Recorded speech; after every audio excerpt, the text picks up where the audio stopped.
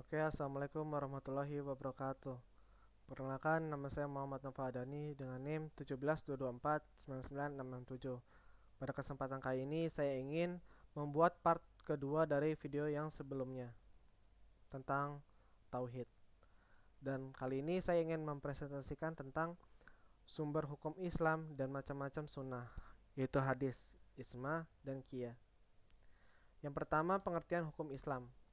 Hukum Islam berarti keseluruhan ketentuan-ketentuan perintah Allah yang wajib turut ditaati oleh seorang muslim.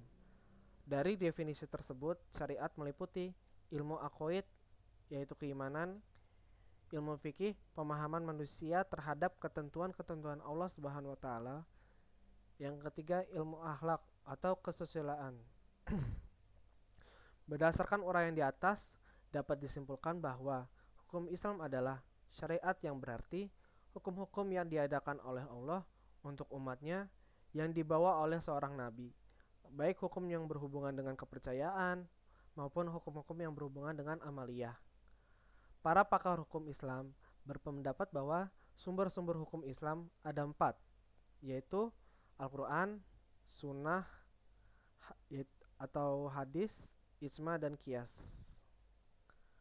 Sumber hukum Islam. Dalam Islam, hukum Islam dikenal sebagai syariat. Syariat menurut asal katanya berarti jalan menuju mata air. Dari asal kata tersebut, syariat Islam berarti jalan yang lurus ditempuh oleh seorang muslim. Menurut istilah, syariat berarti aturan atau undang-undang yang diturunkan oleh Allah untuk mengatur seluruh aspek kehidupan manusia sebagai hamba Allah, individu, warga, dan subjek alam semesta. Syariat merupakan landasan fikih. Pada prinsipnya, syariat adalah wahyu Allah yang terdapat dalam Al-Quran dan Sunnah Rasulullah. Syariat bersifat fundamental, mempunyai lingkup lebih luas dari fikih, berlaku abadi, dan menunjukkan kesatuan dalam Islam. Sedangkan fikih adalah pemahaman manusia yang memenuhi syarat tentang syariat. Oleh karena itu, lingkupnya terbatas pada hukum yang mengatur perbuatan manusia, dan karena merupakan hasil karya manusia, maka ia tidak berlaku abadi, dapat berubah dari masa ke masa, dan dapat berbeda dari tempat yang lain. Hal ini terlihat pada aliran-aliran yang disebut mazhab. Oleh karena itu, fikih menunjukkan keragaman dalam hukum Islam. Selanjutnya, yang pertama, pengertian Al-Quran. Al-Quran ialah kalam Allah Subhanahu wa taala yang diturunkan kepada Nabi Shallallahu alaihi wasallam melalui malaikat Jibril sebagai mukjizat dan sumber hukum serta sebagai pedoman hidup bagi pemeluk Islam.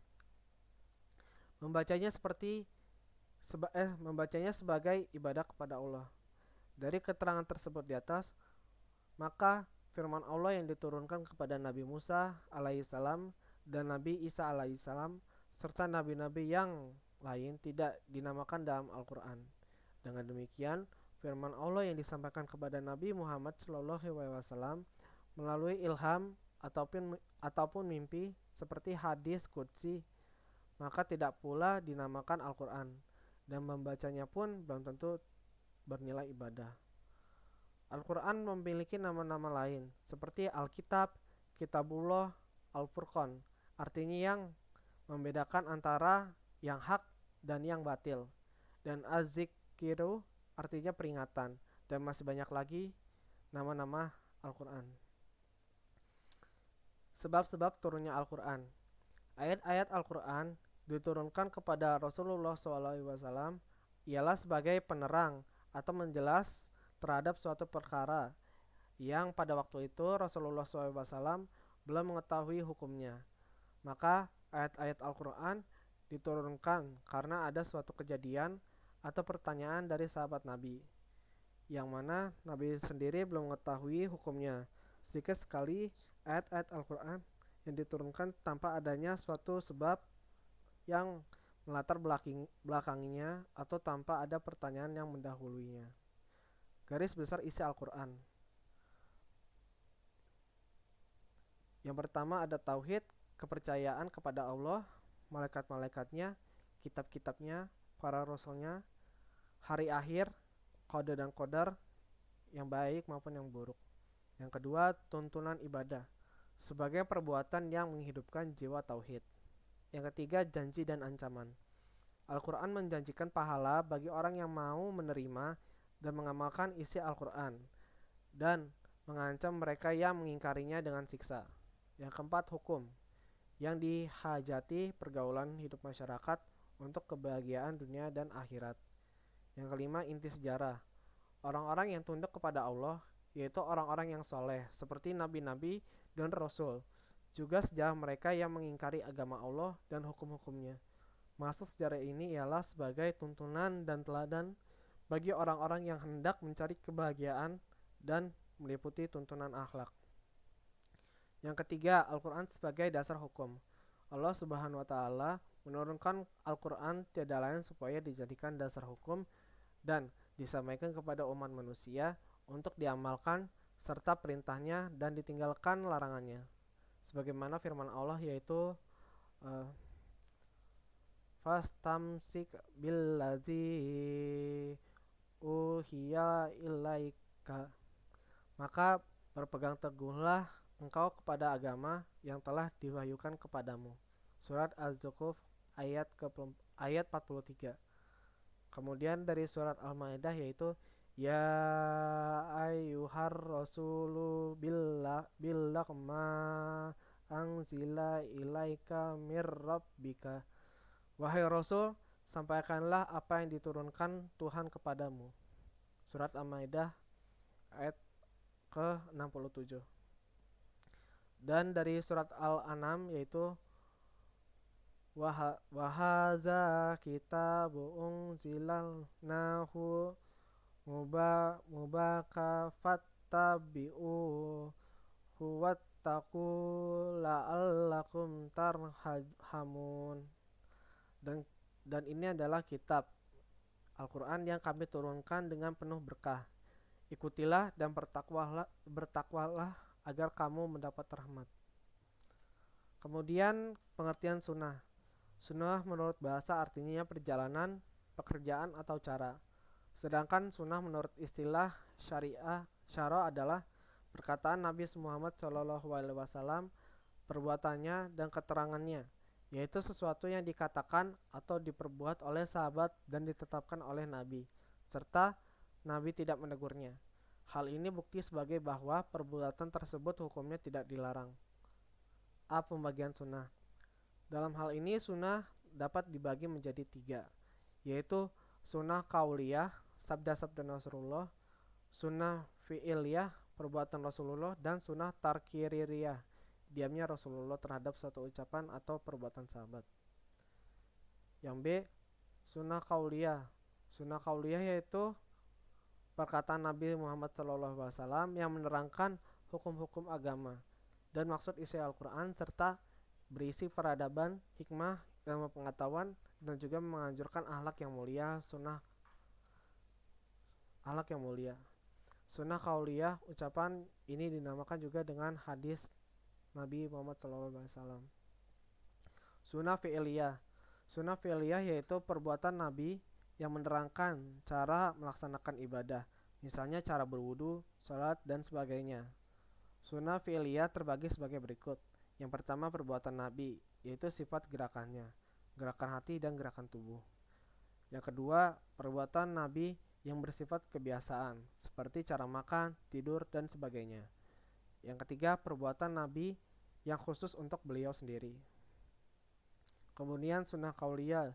Sunnah kauliyah itu berarti perkataan Nabi Muhammad SAW yang menerangkan hukum-hukum agama dan maksud isi Al-Quran, serta berisi peradaban, hikmah, ilmu pengetahuan, dan juga menganjurkan akhlak yang mulia. Sunnah fi'liyah berarti ini kayak udah ya. Kemudian hadis akbar mutahhir. Mutahhir ialah kabar yang diriwayatkan oleh banyak orang tentang sesuatu yang dipercaya oleh panca inderanya, yang menurut adat mereka tidak mungkin berbuat dusta yang disebabkan oleh banyaknya jumlah mereka. Bagian kabar atau hadis ini tingkatannya hampir sama dengan Al-Quran, terutama kabar mutawir yang tidak ada khilafnya lagi, yang sudah pasti benar dan sahnya. Oke, lanjut saja.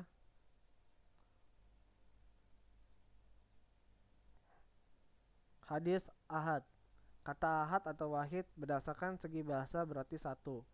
Maka kabar atau ahad berarti disampaikan oleh satu orang. Adapun yang dimaksud dengan hadis ahad sebagai berikut. Kabar yang jumlahnya perawinya tidak sebanyak jumlah perawi hadis mutahir. Baik perawinya itu 1, 2, 3, 4 dan seterusnya, memberikan pengertian bahwa jumlah perawi tersebut tidak mencapai jumlah perawi hadis mutawahir. Kemudian contoh hadis ahad yaitu sebagai berikut. Telah menceritakan kepada Abu al-Yaman berkata, telah mengabarkan kepada kami Syu'aib dari Az-Zuhri telah mengabarkan kepadaku Ubaidullah bin Abdullah bin Adbah bin Mas'ud bahwa Abdullah bin Abbas mengabarkan kepadanya bahwa Abu Sufyan bin Harb telah mengabarkan kepadanya. Oke, selanjutnya sumber hukum Islam. Ijma menurut pengertian ijma. Ijma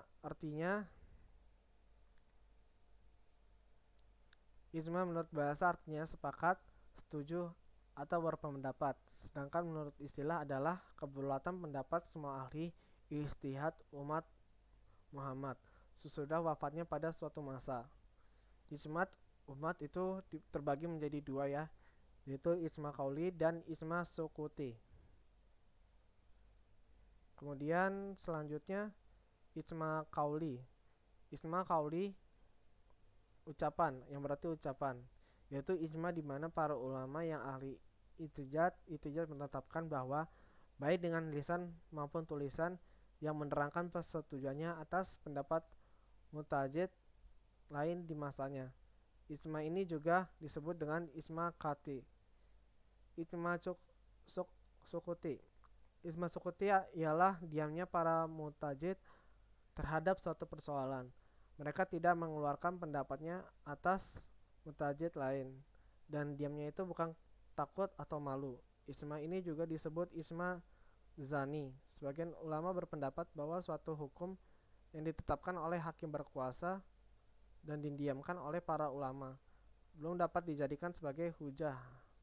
Akan tetapi suatu pendapat yang ditetapkan oleh seorang faqih lalu didiamkan oleh para ulama yang lain, maka dapat dipandang sebagai ijma.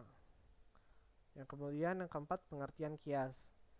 Kias menurut agama artinya mengukur suatu dengan lainnya dan mempersamakannya menurut istilah. Kias ialah menetapkan suatu perbuatan yang belum ada hukum ketentuannya, berdasarkan hukum yang sudah dilakukan oleh nas, disebabkan adanya persamaan di antara keduanya. Kedudukan kias menurut para ulama adalah hujah syariah. Yang keempat, setelah Al-Quran, hadis dan ijma, mereka berpendapat demikian dengan alasan firman Allah. Maka ambillah kejadian itu untuk menjadi pelajaran, wahai orang-orang yang mempunyai pandangan. Surat Al-Hasyr ayat kedua. Itibar juga diartikan dengan qiyasus syai'i bis syai'i, yang berarti membandingkan sesuatu dengan sesuatu yang lain. Dasar hukum yang tidak disepakati ulama. Dasar dalam hukum terdapat dua ketentuan sumber. Hukum dalil, yaitu sumber hukum yang disepakati dan sumber hukum yang tidak disepakati. Menurut Al-Madid Muhammad Al-Kafawi, bahwa sumber hukum yang disepakati ulama tersebut yaitu Al-Quran dan As-Sunnah, ijma dan qiyas. Sedangkan hukum sumber atau dalil yang tidak disepakati atau terjadi ikhtilaf ada 7 umum, yaitu ihtisan, istishab, maslahah al mursalah urf sadus zariyah syar'u man qablana dan kaul sawi. Oke, terima kasih. Kurang lebih mohon maaf eh, baik dari perkataan saya maupun cara saya berpresentasi. Dan ini juga webcam saya error nih ya. Mohon maaf nih Pak Suhada sekali lagi. Terima kasih telah membantu saya dalam eh, tugas RS kali ini. Terima kasih. Assalamualaikum warahmatullahi wabarakatuh.